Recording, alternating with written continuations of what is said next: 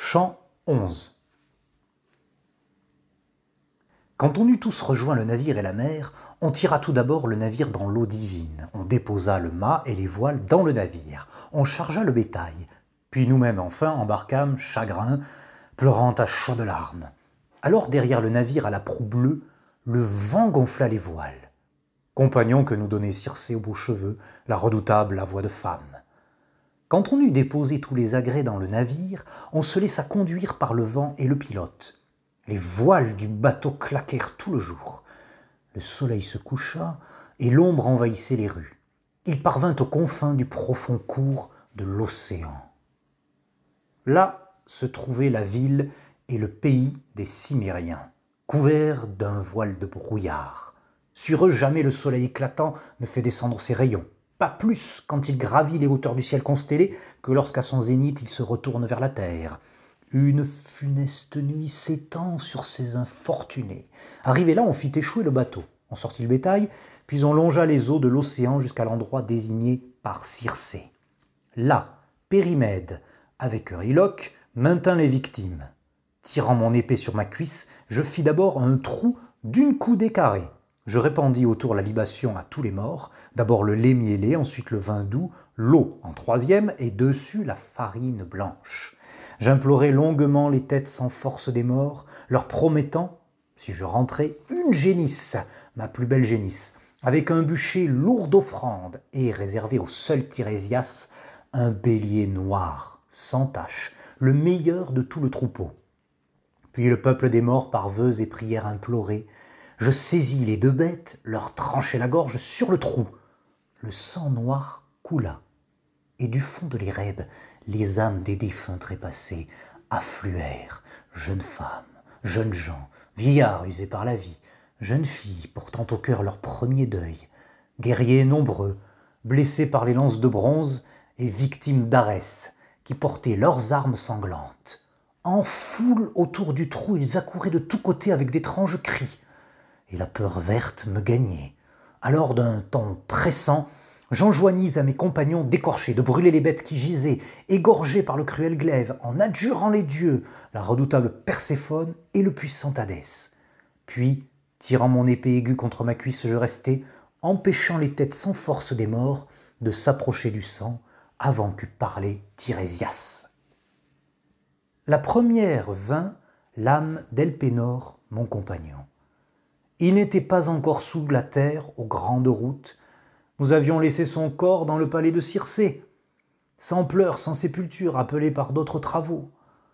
Mais je pleurai quand je le vis pris de pitié, et je lui adressai ces paroles ailées. « Comment vins-tu, ô Elpénor, dans la brume des ombres? Tu fus plus vite à pied que moi sur mon navire. » À ces mots, il me répondit en gémissant. Un dieu hostile et un excès de vin firent ma perte. Couché sur la terrasse de Circé, j'en oubliai de reculer pour prendre le grand escalier. Marchant droit devant moi, je tombai du toit, me brisai les vertèbres du cou et mon âme fut chez Hadès. Maintenant, je t'en supplie par les tiens qui ne sont pas là, par ta femme, ton père, le gardien de ton enfant, et ce fils que tu laissas seul en son palais. Car je sais qu'en quittant les demeures d'Hadès, tu feras relâcher auprès de Circé ton navire.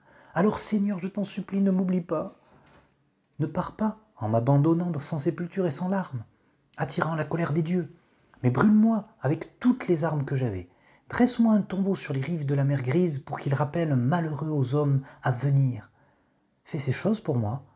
Sur mon tertre, plante la rame avec quoi je ramais parmi mes compagnons quand je vivais. À ces mots, je lui dis en guise de réponse. Tout cela malheureux, je le ferai pour toi. Ainsi demeurerions-nous, échangeant ces tristes paroles, moi à quelque distance avec mon glaive sur le sang et l'ombre de mon compagnon sur l'autre bord parlait beaucoup. Alors l'arme survint d'Anticlée, ma mère défunte, qui avait eu pour père le généreux Autolycos et que j'avais laissé vivante en partant pour Ilion. Je pleurai lorsque je la vis pris de pitié. Mais malgré ma tristesse, j'empêchai que la première elle approcha du sang, Tirésias n'ayant point parlé. Alors l'âme survint de Tirésias de Thèbes, portant un sceptre d'or. Il me reconnut et me dit Qu'est-ce encore, malheureux? Quittant la clarté du soleil, tu viendrais voir les morts et cet empire sans douceur. Écarte-toi du trou, détourne donc ton glaive aigu, que je boive le sang et te dise la vérité. À ces mots, m'écartant, je remis au four mon glaive à clous d'argent, et dès qu'il eut bu le sang noir, le devin sans défaut m'adressa ces paroles. Tu désires un doux retour, Ulysse. Un dieu va te l'aigrir, car je ne pense pas que Poséidon oublie son âme. Il t'en veut d'avoir aveuglé l'un de ses fils. Vous pourrez néanmoins, malgré tous vos maux, aboutir, si tu restes ton maître et le maître de tes marins, sitôt que tu approcheras ton bateau de l'île du Trident. Échappant aux eaux violettes pour voir paître les vaches, les moutons du dieu soleil, celui qui voit et entend tout. Si tu n'y touches pas et ne penses pas à ton retour, vous pourrez arriver, malgré tous vos maux, en Ithaque. Mais si vous y touchez, je puis te garantir la perte de ton navire et de tes gens, et que tu en réchappes, toi. Ce sera, non sans bien du mal, tous tes compagnons morts, sur un vaisseau d'emprunt, pour trouver chez toi d'autres peines, des hommes insolents dévorant tes richesses, courtisant ton épouse et la comblant de leurs cadeaux. Mais sans doute, rentré, tu leur feras payer ces crimes. Lors donc tu auras tué chez toi les prétendants, par la ruse ou la force, à la pointe du glaive, tu devras repartir en emportant ta bonne rame, jusqu'à ce que tu aies trouvé ceux qui ignorent la mer et qui ne mêlent pas le sel aux aliments.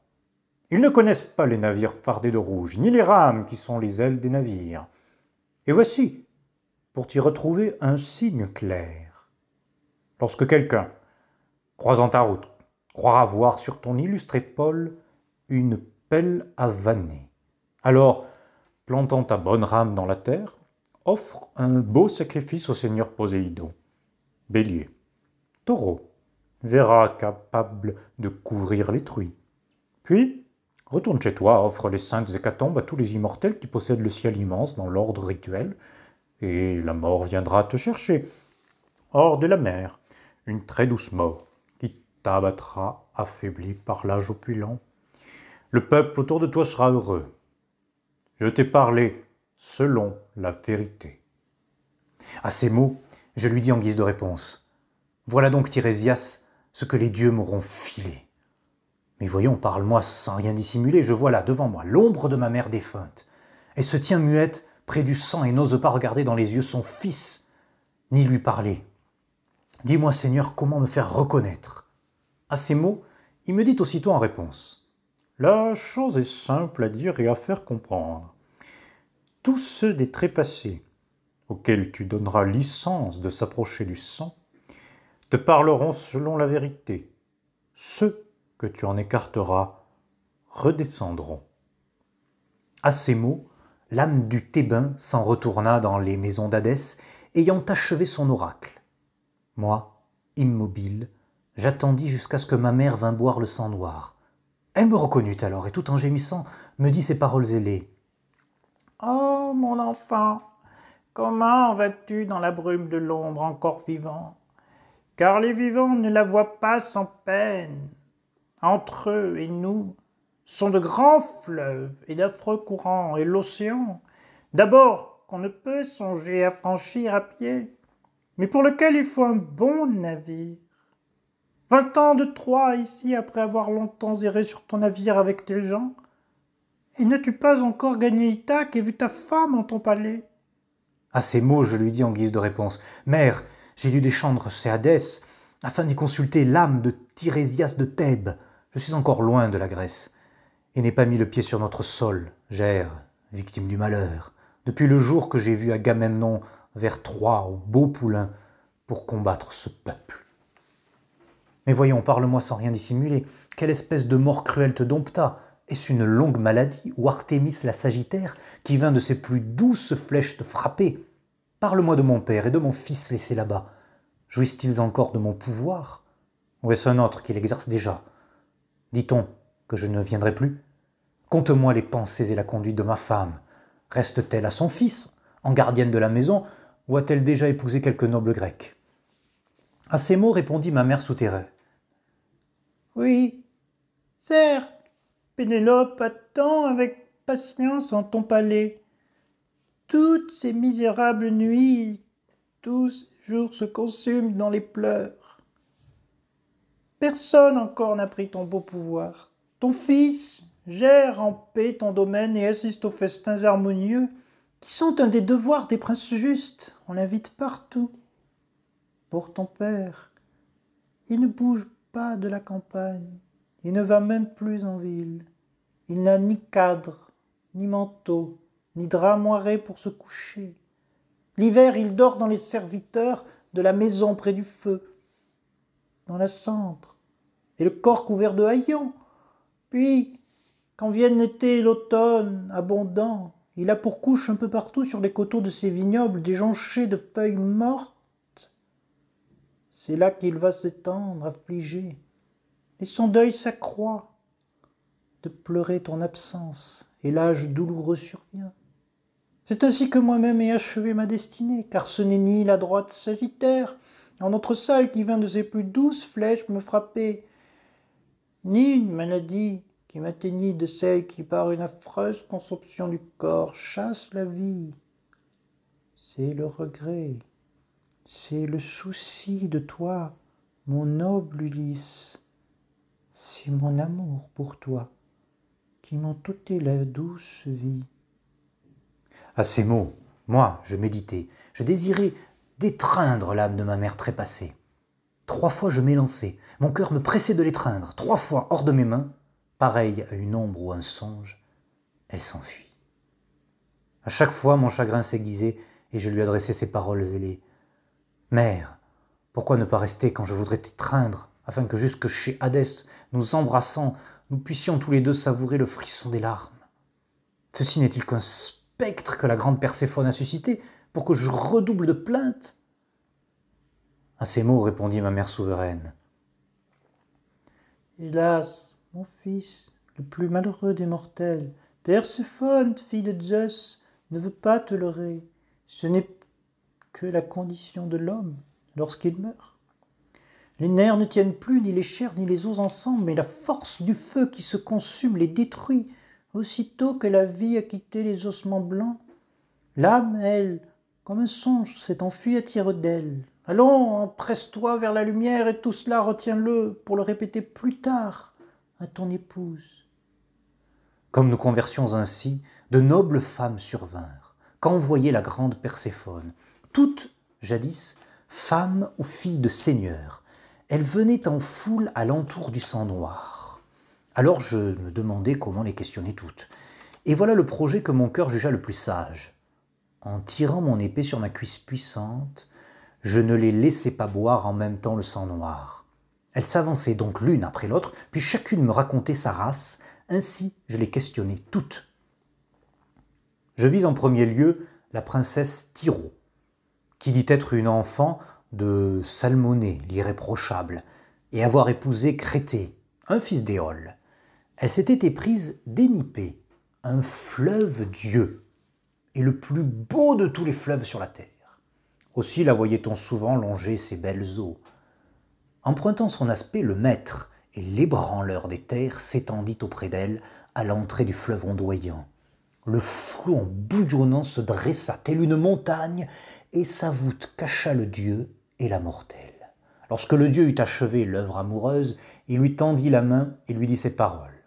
« Âme, réjouis-toi de notre union, car dans l'année tu produiras de splendides enfants. Le lit des dieux n'est point stérile, à toi de les soigner et de les nourrir. Maintenant, rentre chez toi, ne dis rien, ne me nomme pas, mais sache que je suis celui qui ébranle la terre. » Sur ces mots, le dieu disparut dans les remous. Enceinte, cette reine enfanta Pélias et Nélée, qui devinrent de forts serviteurs du grand Zeus, l'un et l'autre. Pélias habite la vaste Iolcos, avec ses grands troupeaux, et l'autre, Pylos, dans les sables. Puis la reine donna d'autres enfants à son époux, Éson, Phérée, et le guerrier des chars, Amythaon. Après elle, je vis la fille d'Asopos, Antiope, qui qui se flatte d'avoir dormi entre les bras de Zeus et mit au monde 2 enfants, Amphion et Zétos, qui ont fondé la ville de Thèbes aux 7 portes et l'ont fortifiée. Sans ces remparts, ils n'auraient pu, en dépit de leur force, habiter cette vaste ville. Après elle, je vis, femme d'Amphitryon, Alcmène, qui enfanta l'intrépide Héraclès cœur de lion pour avoir goûté l'amour entre les bras du grand Zeus, et Mégarée, fille de l'arrogant Créon, que l'indomptable fils d'Amphitryon conquit. Je vis mère d'Œdipe, Épicaste la belle, qui commit une action monstrueuse sans le savoir en épousant son fils. Lui, ayant fait périr son père, l'épousa. Mais bientôt les dieux en instruisaient le monde. Alors, dans les tourments à Thèbes la charmante, il dut régner par le décret fatal des dieux.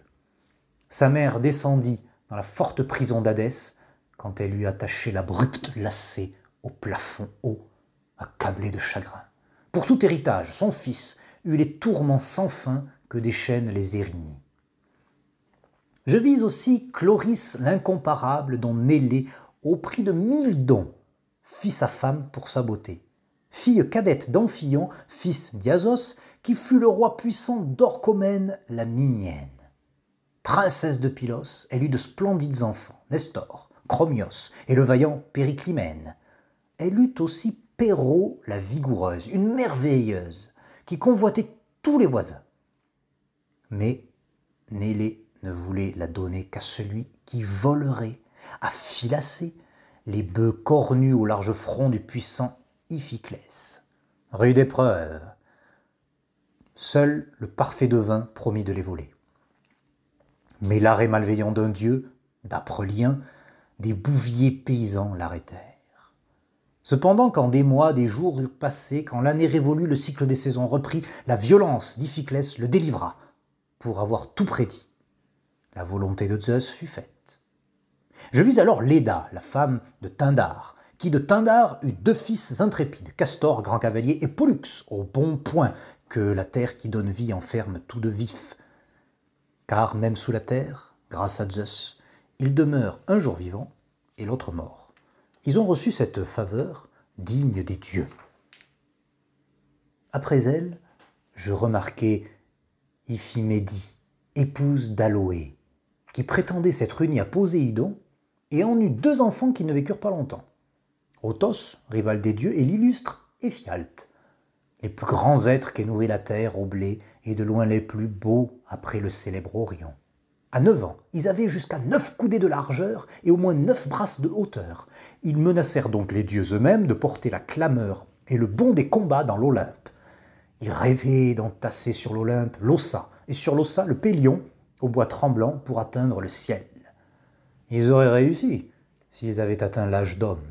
Mais le fils de Léto, aux beaux cheveux, le fils de Zeus, les fit périr tous 2 avant que le poil n'eût fleuri leur temple et le jeune duvet couvert leurs joues. Je vis Phèdre, Procris et la belle Ariane, la fille du sournois Minos que Thésée autrefois conduisit de la Crète aux collines saintes d'Athènes. Mais en vain, Artémis la fit périr à Dia, l'île baignée des flots, Dionysos ayant témoigné. Je vis Maïra, Clymène et l'odieuse Éryphile qui vendit son mari à prix d'or. Certes, je ne pourrais te nommer ni t'énumérer toutes les femmes de héros, toutes les filles que je vis. La nuit céleste avant s'achèverait. Mais il est temps d'aller dormir. Que je rejoigne l'équipage ou que je reste ici, vous et les dieux, songez à mon départ. À ces mots, tous restèrent sans parler dans le silence. Ils étaient sous le charme, en l'ombre de la salle. Arrêté au bras blanc, prit enfin la parole. « Eh bien, que dites-vous, Phéacien de cet hôte? Sa mine, sa stature et l'harmonie de ses pensées. C'est mon hôte sans doute, mais l'honneur est pour chacun. Ne le renvoyez donc pas trop brusquement, mais donnez-lui, voyant son dénûment, d'autres présents. Car il y a dans vos palais, grâce aux dieux, beaucoup de trésors. » Alors le vieux héros, Échénéos, prit la parole. « Notre très sage reine, amie, parle selon nos vœux et selon notre attente. Il nous faut l'écouter. Alcinoos, c'est donc à toi de parler et d'agir. » Alors, Alcinoos prit la parole pour répondre. « Il en sera selon son propos, si du moins je garde vie et reste roi des Phéaciens. Que notre hôte, malgré son désir de rentrer, accepte de patienter jusqu'à demain, jusqu'à ce que j'aie réuni tous les présents. Son départ est l'affaire de tous, mais d'abord mon affaire, car la force ici m'appartient. » L'ingénieux Ulysse alors lui répondit. « Puissant Alcinoos, honneur de tout ce peuple, me demanderais-tu de rester ici une année pour obtenir un prompt retour et de beaux dons, que je l'accepterai. Et ce serait tout avantage de regagner mon lieu natal avec les mains plus pleines. Je n'en serais que plus aimé et respecté de tous ceux qui verraient mon retour en Ithaque. » Alors Alcinoos prit la parole pour répondre. « Nous serions, Ulysse, en te regardant, te confondre avec l'un de ces charlatans ou fripons qu'en tribu nourrit un peu partout la terre noire, fabricant de mensonges qui empêchent d'y voir clair. Sur toi, les mots sont beaux, mais en toi les pensées sont nobles. Tu nous as raconté avec autant d'art qu'un aide, et tes tristes malheurs et ceux de tous les Achéens. Mais voyons, conte-moi sans rien dissimuler. Si tu vis quelques-uns des compagnons qui te suivirent jusque sous Ilion, et trouvèrent là leur destin. Cette nuit sera longue, interminable. Il n'est pas l'heure de dormir dans la salle. Ainsi donc, dis-moi ces prodiges. Jusqu'à l'aube divine, je tiendrai, si tu voulais me faire le récit dans la salle de tes malheurs. » L'ingénieux Ulysse alors lui répondit. « Puissant Alcinoos, honneur de tout ce peuple, il y a l'heure des paroles et l'heure du sommeil. Si tu désires tant m'attendre encore, je ne saurais te refuser d'autres récits plus lamentables. Les malheurs de mes compagnons péris plus tard, réchappés des hurlants combats contre Ilion, pour mourir au retour par une femme de malheur. » Ainsi, lorsque la chaste Perséphone eut dispersé de tous côtés les âmes de ces faibles femmes, une autre âme survint, celle d'Agamemnon l'Atride. En profond deuil, d'autres l'accompagnaient, ceux qui périrent avec lui chez Égiste, et y trouvèrent leur destin. Il me reconnut dès qu'il eut bu le sang noir. Alors il gémit très haut et pleura de chaudes larmes, tendant les mains vers moi pour me toucher. Hélas, il n'avait plus cette vigueur et cette force qu'ils avaient eue, son corps, jadis souple. Je pleurai quand je le vis là, pris de pitié, et je lui adressai ces paroles ailées. « Très glorieuse Atride, Agamemnon, roi des guerriers, quelle espèce de mort cruelle t'a dompté? Serait-ce Poséidon qui t'a dompté sur tes navires en suscitant le souffle déplorable d'âpres vents, ou bien des ennemis qui t'auraient poursuivi sur terre quand tu volais des bœufs ou de beaux troupeaux de brebis, ou quand tu te battais pour une ville ou pour des femmes ?» À ces mots, il me dit aussitôt en réponse. « Fils de Laërte, enfant de Zeus industrieux Ulysse, ce n'est pas Poséidon qui m'a dompté sur mes navires, ni aucun ennemi qui m'aurait poursuivi sur terre. C'est Égiste qui a préparé mon trépas, aidé par ma maudite épouse, et m'a tué, chez lui, en plein repas comme on tue un bœuf à la crèche. Telle fut ma mort lamentable. Autour de moi, mes gens furent tués jusqu'au dernier, tels des porcs aux dents blanches, dans la maison d'un homme riche et très puissant, pour des noces, un repas d'écho ou un festin. Tu as déjà vu massacrer plus d'un guerrier, soit dans le corps à corps, soit dans la puissante mêlée. Mais ton cœur eût gémi profondément s'il avait vu tout autour du cratère et des tables chargées de mets, nos cadavres couchés et tout le sol fumant de sang. J'entendis la fille de Priam, la voix piteuse, Cassandre, que tu es Clytemnestre rusé par ma faute. Levant les mains, je retombai à terre, expirant sous le glaive, et la face de chienne s'éloigna sans même vouloir, quand j'allai chez Hadès, de ses mains me clore les yeux et me fermer la bouche. Non, il n'est rien de plus ignoble qu'une femme qui, comme celle-là, médite cette action infâme, le meurtre de l'époux de sa jeunesse. Moi qui pensais faire la joie de mes enfants et de mes serviteurs en revenant chez moi. Mais cette très perverse s'est couverte de honte, et en a couvert pour toujours les faibles femmes, même les plus vertueuses. » À ces mots, je lui dis en guise de réponse. « Hélas, De quelle haine Zeus, l'assourdissant, poursuit-il votre race à travers les desseins des femmes depuis toujours? Pour Hélène, plus d'un de nous est mort. Et Clytemnestre te dressait ce piège en ton absence. À ces mots, il me dit aussitôt en réponse. Toi non plus, ne sois donc jamais trop doux, même avec ta femme. Ne va pas lui confier tous les projets que tu nourris. Il y a des choses à dire et d'autres à cacher. Mais toi, la mort ne te viendra pas de ta femme. Elle est trop raisonnable, elle a l'esprit trop juste, l'enfant d'Icare, la très sage Pénélope. Oui, nous avions laissé une toute jeune épousée en partant pour la guerre. Elle avait au sein un enfant tout petit, qui doit siéger maintenant avec les hommes bienheureux. Car son père le verra à son retour, et il embrassera son père ainsi qu'il sied.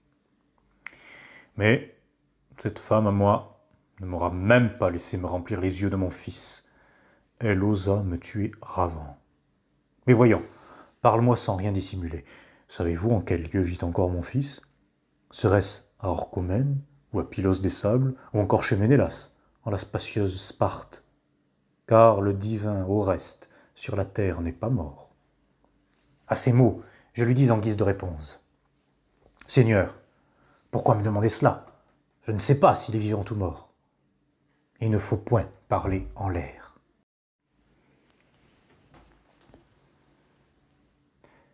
Ainsi demeurions-nous, échangeant ces tristes paroles, immobiles, chagrins, pleurant à chaudes larmes. Survint alors l'âme du Péléide, Achille, et celle de Patrocle et d'Antiloque, sans défaut, et d'Ajax, le premier pour la stature et la beauté de tous les Danaïens, après Achille sans défaut. L'âme de Léacide, aux pieds légers, me reconnut, et tout en gémissant me dit ces paroles ailées. « Fils de Laërte, enfant de Zeus, industrieux Ulysse, malheureux, que vas-tu encore imaginer? Comment as-tu osé venir chez Hadès, où demeurent les morts privés de sens, les ombres des défunts ?» À ces mots, je lui dis en guise de réponse. « Ô Achille, fils de Pélée, le plus fort des Argiens, je suis venu pour demander à Tirésias qu'il me dise comment rentrer dans ma rocheuse Ithaque. Je suis encore loin de la Grèce et n'ai pas mis le pied chez moi, mais je peine toujours. Pour toi, Achille, nul homme plus que toi ne fut ni ne sera heureux. Jadis de ton vivant, nous t'honorions autant qu'un dieu, nous autres Grecs. Et maintenant, ici, parmi les morts, tu règnes de nouveau. Ne regrette donc pas la vie. » À ces mots, il me dit aussitôt en réponse. « Ne cherche pas à m'adoucir à la mort, ô noble Ulysse. J'aimerais mieux être sur terre, domestique d'un paysan, fût-il sans patrimoine et presque sans ressources, que de régner ici parmi ces ombres consumées. Mais allons, parle-moi de mon superbe fils. M'aura-t-il succédé au premier rang ou non? Dis-moi aussi ce que tu sais de l'éminent Pélée, s'il est toujours l'honneur des nombreux Myrmidons, ou s'il est outragé dans l'Iliade et la Phthie, parce que là je lui attache pieds et mains. Si pour l'aider, j'étais encore sous les feux du soleil tel que je fus jadis dans la vaste plaine de Troie, tuant l'élite des soldats pour défendre les Grecs, si tel je revenais un seul instant dans son palais, que je ferais haïr ma force et mes mains redoutables à ceux qui le contraignent et l'écartent des honneurs. » À ces mots, je lui dis en guise de réponse. De l'éminent Pélée, je ne sais rien. Mais en revanche, sur ton fils Néoptolème, je te dirai toute la vérité selon ton vœu. C'est moi qui l'emmenai de Syros vers les Grecs, au creux de mon harmonieux navire. Quand nous délibérions devant la cité d'Ilion, il parlait toujours le premier. Ses discours frappaient juste. Seul le divin Nestor et moi le surpassions. Et quand nous autres Grecs luttions dans la plaine de Troie, jamais il ne restait pris dans la masse des guerriers, mais courait en avant avec plus d'ardeur que personne. Plus d'un guerrier mourut par lui dans l'horrible carnage. Certes, je ne pourrais te nommer ni t'énumérer tous ceux qu'il fit périr en défendant les Grecs. Mais quel guerrier tua son glaive en le fils de Téléphe, le héros Eurypyle. Autour de lui ses amis cétéens, tombés nombreux pour des cadeaux de femmes. Je n'ai vu de plus beau que le brillant Memnon. Et quand, l'élite des Argiens, nous descendions dans le cheval qu'Épéios avait fait, et je veillais à tout, Je vis les autres gouverneurs et conseillers argiens essuyer bien des pleurs et frissonner de tous leurs membres. Mais lui, pas une seule fois, je ne pus voir pâlir sa belle peau, ni lui-même essuyer une larme à ses joues. Non, sans cesse il me suppliait de sortir du cheval. Il tâtait la garde du glaive et sa lourde lance d'airain, rêvant de ruiner Troie. Quand nous eûmes pillé la citadelle de Priam, avec sa part et une belle prime, il s'embarqua sain et sauf, ignorant les coups du bronze aigu et la blessure au corps à corps, malheur fréquent de la guerre où Arès se déchaîne au hasard. Alors, l'âme du fils d'Éaque, aux pieds légers, s'éloigna à grands pas, traversant le pré d'Asphodèle, heureuse de savoir par moi la gloire de son fils. Les autres âmes de ces défunts morts restaient tristes et immobiles, et chacun compta ses peines. Seule pourtant l'âme d'Ajax, le fils de Télamon, demeurait à l'écart, amère encore de la victoire que j'avais remportée par jugement près des bateaux pour les armes d'Achille, offertes par sa noble mère. Des enfants des Troyens et Athéna avaient jugé. Que n'avais-je plutôt eu le dessous en cette épreuve? Sans ces armes, la terre eût craint de couvrir cette tête. Ajax qui l'emportait par sa beauté et ses exploits sur tous les Danaïens, après Achille sans défaut. J'allais donc l'aborder avec des mots très doux. Ajax, fils de Télamon, ne vas-tu pas, même mort, oublier ton amertume de ces armes maudites? Car les dieux en ont tiré notre malheur, et toi tomba notre plus fort rempart. Et depuis lors, autant que sur la tête du puissant Achille, nous pleurons sur ta mort.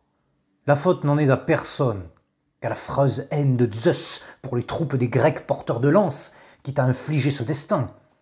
Mais approche, Seigneur, afin d'entendre mes paroles et mon récit, calme le feu de ton âme virile. Ainsi parlais-je. Il ne répondit rien, et s'éloigna avec les autres âmes vers l'érèbe des défunts.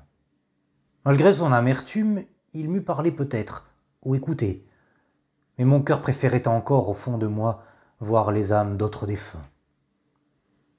Je vis alors Minos, le splendide fils du grand Zeus, assis, portant un sceptre d'or et rendant la justice aux morts. Les plaideurs s'assemblaient autour du prince, assis, debout, dans la maison d'Hadès, aux vastes portes. Après lui, j'aperçus le géant Orion, chassant les fauves par le pré de l'Asphodèle, qu'il avait abattu dans les montagnes solitaires, dans sa main la massue indestructible, tout en bronze. Puis je vis Tityos, le fils de la glorieuse terre, étendu sur le sol. Il couvrait 9 arpents, et 2 vautours à ses côtés rongeaient son foie et fouillaient ses entrailles. Mais ses mains n'y pouvaient rien. Il avait outragé Leto, la compagne de Zeus, qui regagnait Pytho par Panopée aux belles places. Je vis aussi Tantale, en proie à la torture, plongé debout jusqu'au menton dans un marais. Toujours brûlant de soif, il ne pouvait atteindre l'eau, car chaque fois que le vieillard se penchait pour y boire, chaque fois l'eau fuyait absorbée, tandis qu'à ses pieds apparaissait la terre noire, asséchée par un dieu.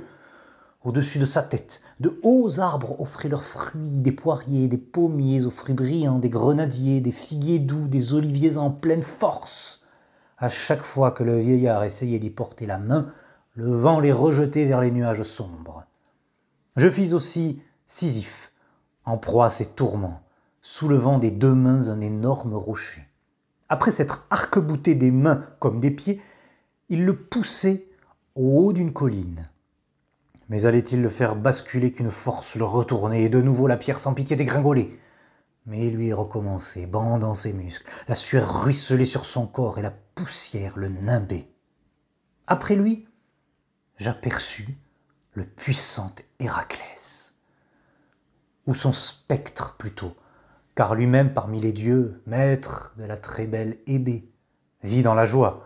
Autour de lui, les morts criaient tels des oiseaux fuyant de tous côtés, pareil à la nuit ténébreuse. Il tenait son arc nu et une flèche sur la corde avec des yeux féroces, comme s'il allait tirer. Sa poitrine portait un baudrier terrible et un ceinturon d'or brodé de merveilleux ouvrages. Ours, sangliers, lions au regard clair, mêlés, combats, meurtres et tueries. Celui qui avait mis dans cet ceinturon tout son art n'eût pu songer à en refaire le pendant. À peine me vit-il que ce héros me reconnut, et tout en gémissant me dit ces paroles ailées. « Fils de Laërte, enfant de Zeus, industrieuse Ulysse, oh, pauvre ami, mènes-tu donc aussi pénible vie que j'entraînais jadis sous les feux du soleil? J'étais le fils de Zeus, et ma misère cependant était sans fin. Le dernier des mortels était mon maître, il m'imposait les plus rudes épreuves. Il m'envoya ici pour enlever le chien, pensant ne pas pouvoir trouver pour moi d'épreuve plus ardue. Je l'emportai, je l'emmenai pourtant de chez Hadès. Hermès et Athéna aux yeux brillants m'avaient aidé. Ce disant, il rentra dans la maison d'Hadès. J'attendis sans bouger de là dans l'espérance qu'il surviendrait encore quelques héros morts autrefois. J'aurais pu voir peut-être à ma guise ceux du passé, Thésée, Pirithous, enfant de la gloire des dieux. Mais déjà s'assemblaient les nations sans nombre des morts avec d'étranges cris, et la peur verte me gagnait que Perséphone la superbe alla me jeter de l'Hadès la tête de Gorgo, ce monstre affreux. Je me hâtai de rentrer au bateau, dis à mes gens d'embarquer à leur tour et de larguer l'amarre. Embarqués promptement, ils prirent place à leur tollé. Le courant nous emporta au fil du fleuve océan, d'abord à force de rames, puis ce fut un très beau vent.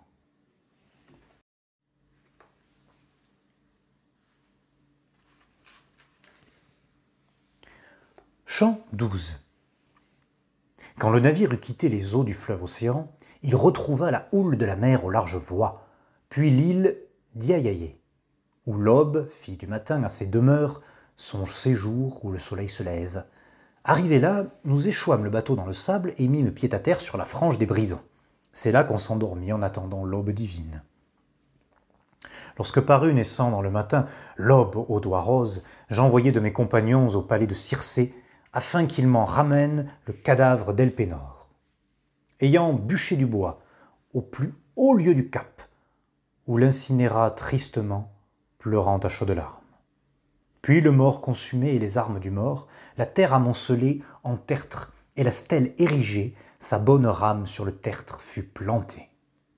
Tous nos devoirs furent ainsi remplis.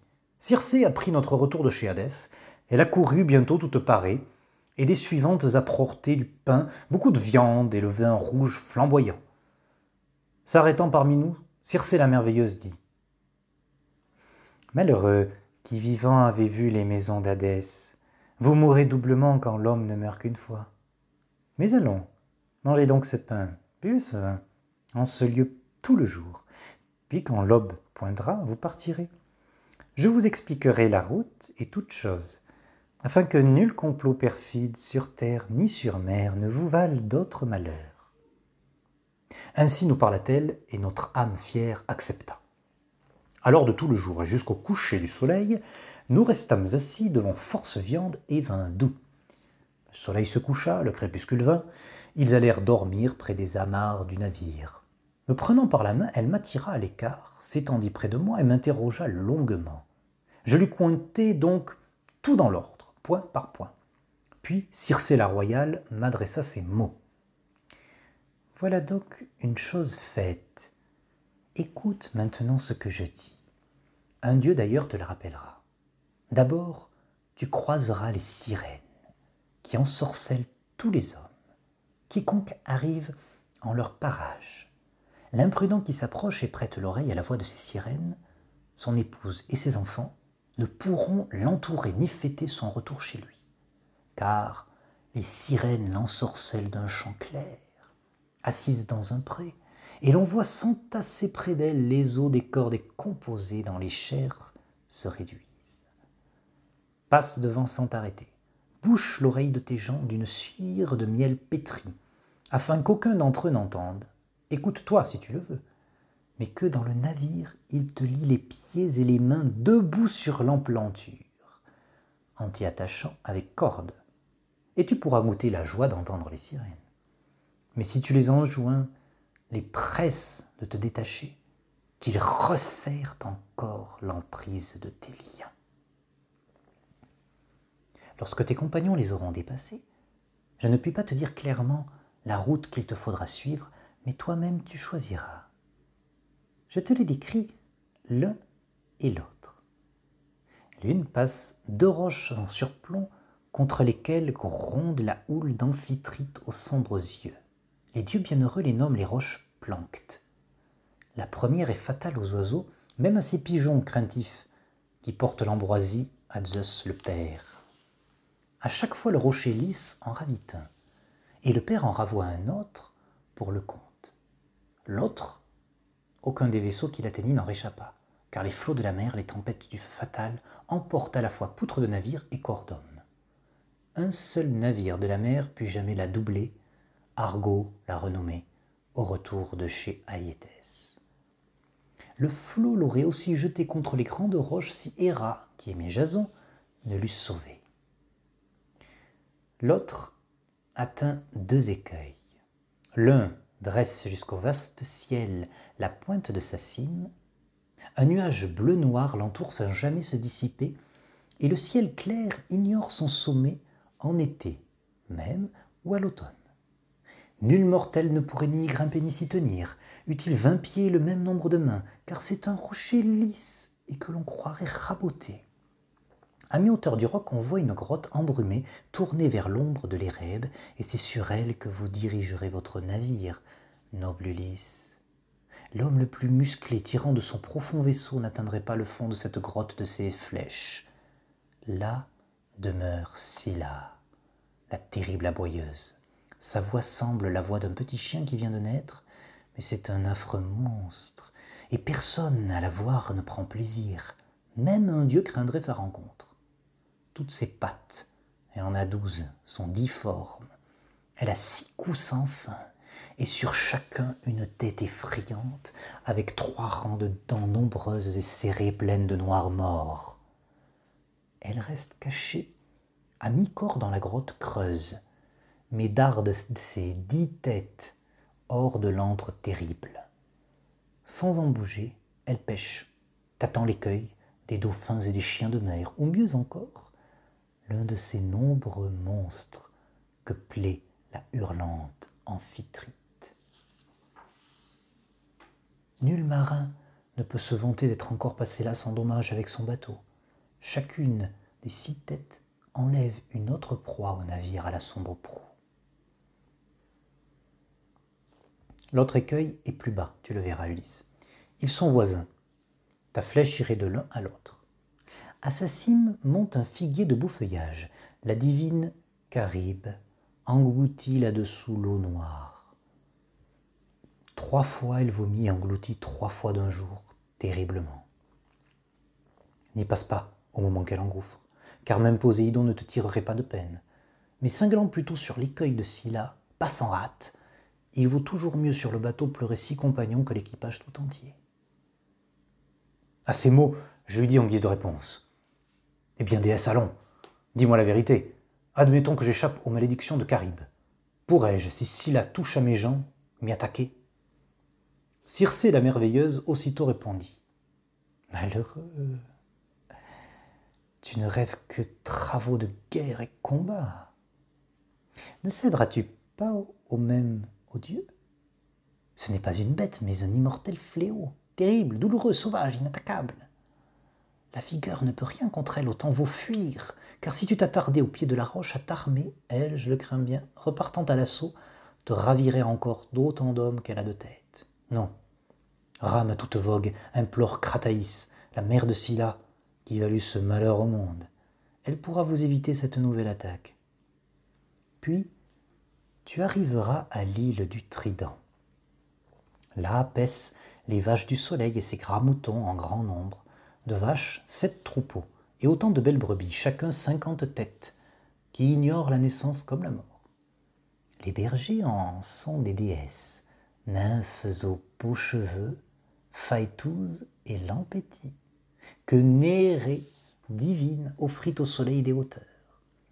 Leur mère souveraine, leur ayant donné le jour, les envoya au loin habiter l'île du Trident pour garder les moutons de leur père et ses vaches. Si tu n'y touches pas, et ne penses qu'à ton retour, vous pourrez arriver, malgré tous vos maux, en Ithaque. Mais si vous y touchez, je puis te garantir la mort. Elle dit, L'aube vint bientôt, trônant dans l'or. La merveilleuse regagna le cœur de l'île. Je me hâtai de rentrer au bateau, dis à mes gens d'embarquer à leur tour et de larguer l'amarre. Embarqués promptement, ils prirent place à leur tollé. Alors, derrière le navire à la proue bleue, le vent gonfla les voiles compagnons que nous donnait Circé aux beaux cheveux, la redoutable à voix de femme. Quand on eut déposé tous les agrès dans le navire, on se laissa conduire par le vent et le pilote. Je m'adressai alors à tous mes gens avec tristesse. « Amis, je ne veux pas qu'un ou deux de nous seulement connaissent les oracles de Circé la merveilleuse. Je vous parlerai donc que nous sachions tous ce qui peut nous perdre et ce qui peut nous éviter la mort fatale. Circé nous donne pour premier conseil de fuir des sirènes étranges, l'herbe en fleurs et les chansons. Moi seul puis écouter leur voix. Mais liez-moi par des liens douloureux que je ne puisse pas bouger debout sur l'emplanture, attachez-y moi par des cordes, et si je vous enjoins, vous presse de me détacher, il faudra redoubler l'emprise de mes liens. C'est ainsi longuement que j'enseignai mes compagnons. Cependant s'entraînait la barque robuste arrivée à l'île des sirènes. Un vent sans danger la poussait. Bientôt après, ce vent tomba. Le calme plat se fit, sans plus un souffle. Un dieu devait coucher les flots. L'équipage debout cargua les voiles du bateau, les déposa dans le profond navire et, s'asseyant aux rames, blanchit l'eau sous le bois de sapin. Moi, coupant en morceaux un grand cercle de cire, avec le glaive aigu, je le pétris de mes mains fortes. Il s'amollit bientôt, comme le voulait la puissance du soleil et les feux du roi fils d'Hypérion. J'en bouchai les oreilles à l'un de mes gens après l'autre. Ils me lièrent pieds et mains dans le bateau, debout sur l'emplanture, en m'y entachant avec des cordes. Puis, au banc, on battit des rames les eaux grises. Mais quand on s'en trouva à la portée du cri, passant en toute hâte, ce navire bondissant ne leur échappa point, qui entonnèrent un chant clair. Viens, Ulysse fameux, gloire éternelle de la Grèce. Arrête ton navire afin d'écouter nos voix. Jamais aucun navire noir n'est passé là, sans écouter de notre bouche nos chants. Puis on repart charmé, lourd d'un plus doux trésor de science. Nous savons en effet tout ce qu'en la plaine de Troie les Grecs et les Troyens ont souffert par ordre des dieux. Nous savons tout ce qui t'advient sur la terre féconde. Elle disait, lançant leur belle voix, et dans mon cœur je brûlais d'écouter prier mes gens d'ôter mes liens d'un signe des sourcils. Ils se courbèrent sur leur âme. Aussitôt, Euryloque et Périmède se levèrent, multipliant mes liens et leur donnant un nouveau tour. Quand nous les eûmes dépassés, et quand enfin nous n'entendîmes plus ni leur voix ni leur chant, mes braves compagnons enlevèrent la cire dont j'avais bouché leurs oreilles et défirent mes liens. Mais nous avions à peine doublé l'île que soudain je vis des vagues, des vapeurs, et perçus des coups sourds. Des mains de mes gens effrayés, les rames s'envolèrent et claquèrent sur le courant. Le bateau s'arrêta sur place, les mains ayant lâché les longues rames. Parcourant le bateau, j'encourageai mes compagnons en allant de l'un à l'autre avec ces douces paroles. « Amis, serions-nous donc nouveaux dans le malheur ? Ce danger-ci n'est pas plus grand que lorsque le Cyclope, dans son antre profond, nous tenait par force enfermés. Et même de ce pas, ma valeur, mes plans, mon esprit avaient su nous tirer. Vous vous en souviendrez, je pense. Maintenant donc, courage, et croyez ce que je vous dis. Vous, fermes au tollet, que vos rames frappent la mer dans ses profonds remous, gardant l'espoir que Zeus nous permette de nous tirer de ce désastre. Pour toi, voici mes ordres, timonier. Garde-les bien en tête, car c'est toi qui barres ce navire. Écarte le bateau de ses vapeurs et de ses vagues. Mets le cap sur l'écueil, de peur que, dérivant, il ne t'échappe et n'aille causer notre perte. Je dis, et ils cédèrent aussitôt à mes paroles. Je me taisais encore sur Scylla, monstre inévitable, afin qu'il n'aille pas de terreur arrêter de ramer et se blottir tous au fond de cale. C'est alors qu'oubliant le conseil malaisé à suivre de Circé, qui m'avait défendu de m'armer, revêtant ma glorieuse armure et prenant dans les mains 2 grandes lances, je montai sur le gaillard d'avant du navire. De là, je m'attendais à voir paraître Scylla dans son rocher qui devait nous être fatal. Mais je ne pus l'apercevoir. Mes yeux se fatiguaient à fouiller en tous sens les roches embrumées.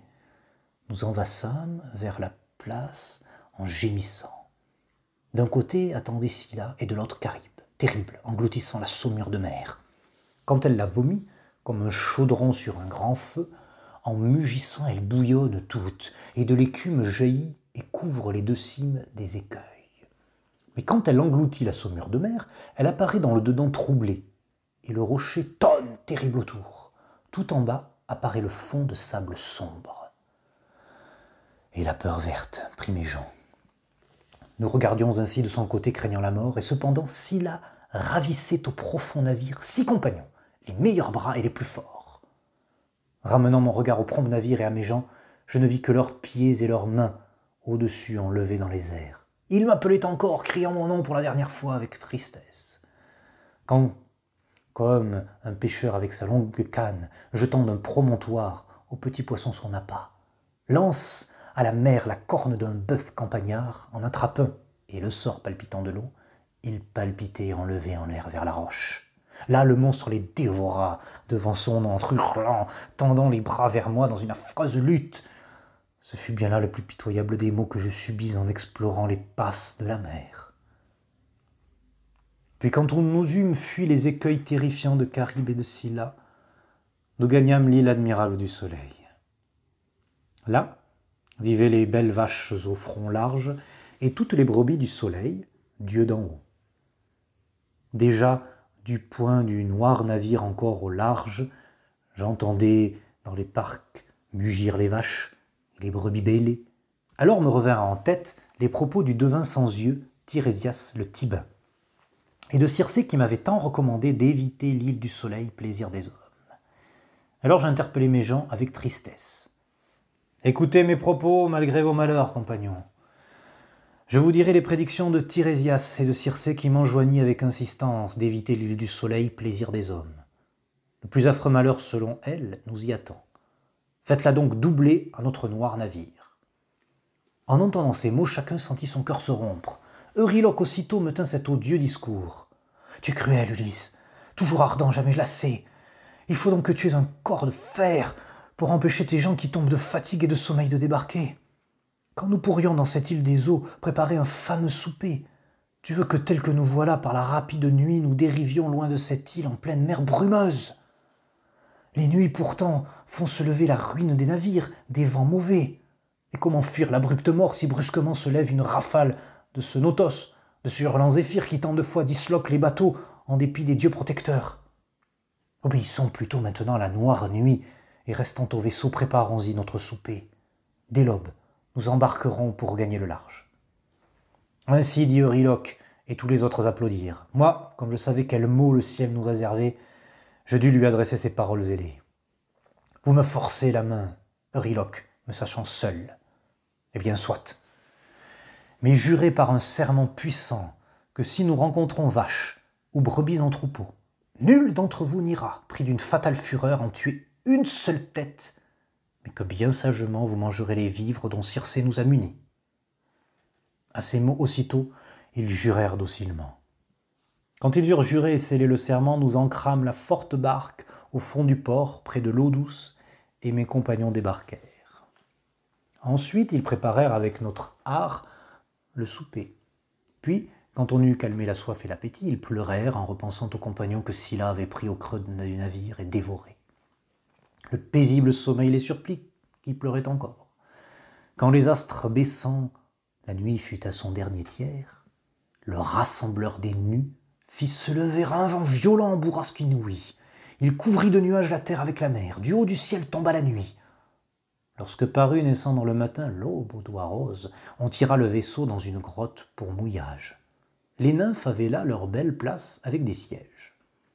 Je réunis mes gens et je leur déclarai. « Oh, amis, nous avons à bord de quoi manger et boire. Abstenons-nous de ces troupeaux de crainte d'en pâtir, car vaches et brebis sont le bien d'un terrible Dieu, le soleil, qui remarque tout, qui entend tout. » Je leur parlais ainsi et leur âme fière écouta. Tout un mois, le Notos souffla sans fin. Nul autre vent jamais ne se leva que d'Euros à Notos. Tant que mes gens eurent du pain et du vin rouge, désirant vivre, ils ne touchèrent pas aux bêtes.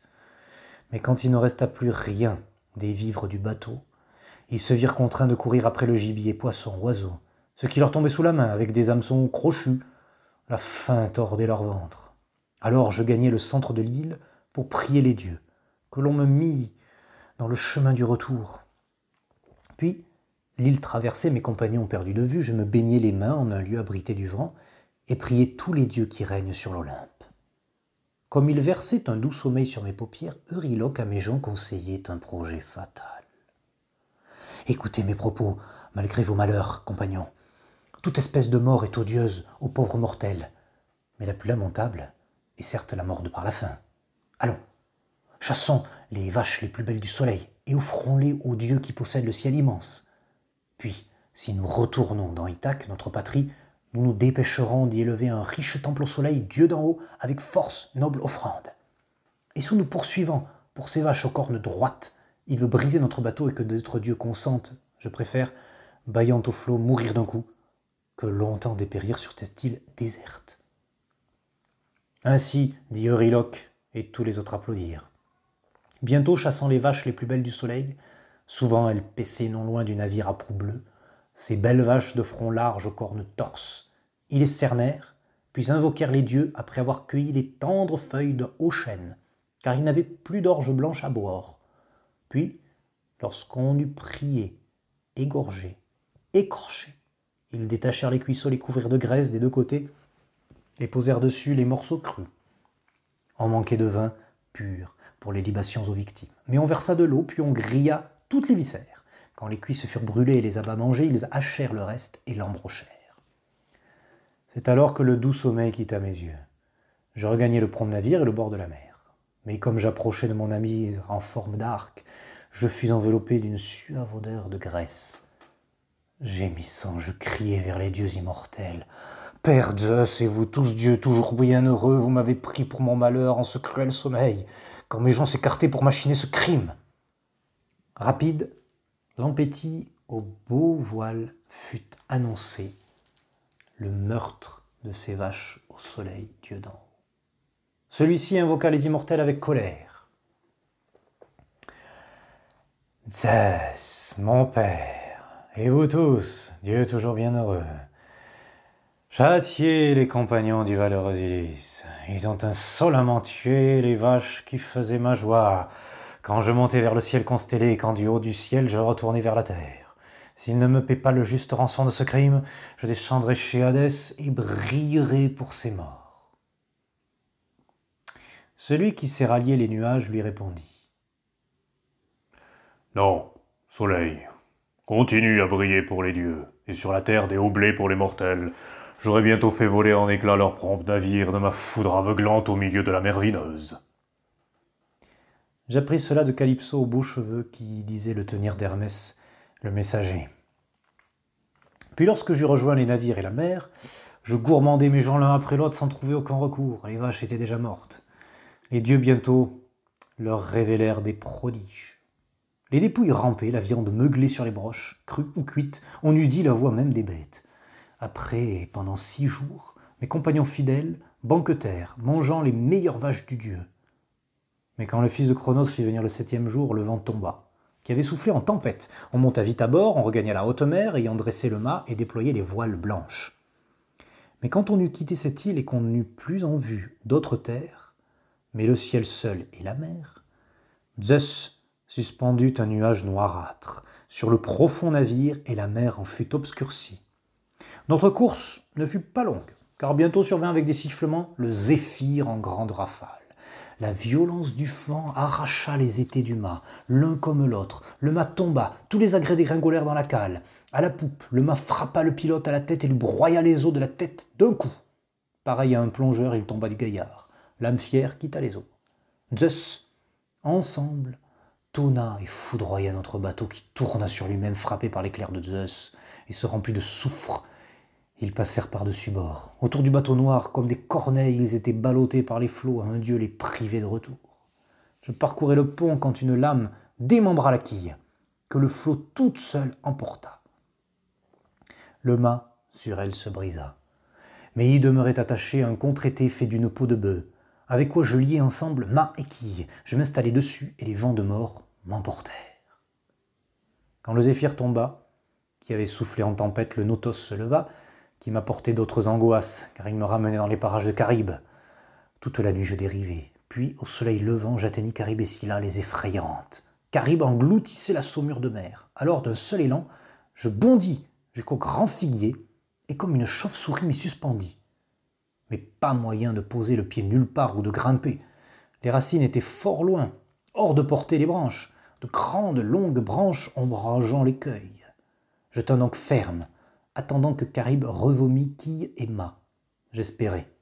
Il revint enfin, mais tard, à l'heure où rentre pour souper de l'agora celui qui a jugé force différents et de plaideurs. Alors enfin, ces poutres ressurgirent de Caribe. Je lâchai pieds et mains, et à grand bruit, je retombai en plein courant près de mes poutres, et me hissant dessus, je ramai avec mes 2 mains. Le père de tous les vivants ne laissa pas Scylla me voir. Je n'eusse pas échappé à la brute mort. Dès lors, 9 jours durant, je dérivai. À la 10e nuit, les dieux me firent aborder à l'île où loge Calypso, déesse aux beaux cheveux, la redoutable à voix humaine. Elle me soigna, mais pourquoi serait-ce? Je vous le dis déjà hier en ces demeures, à toi, à ta vaillante épouse, et il me déplairait de répéter ce qui, déjà, fut narré longuement.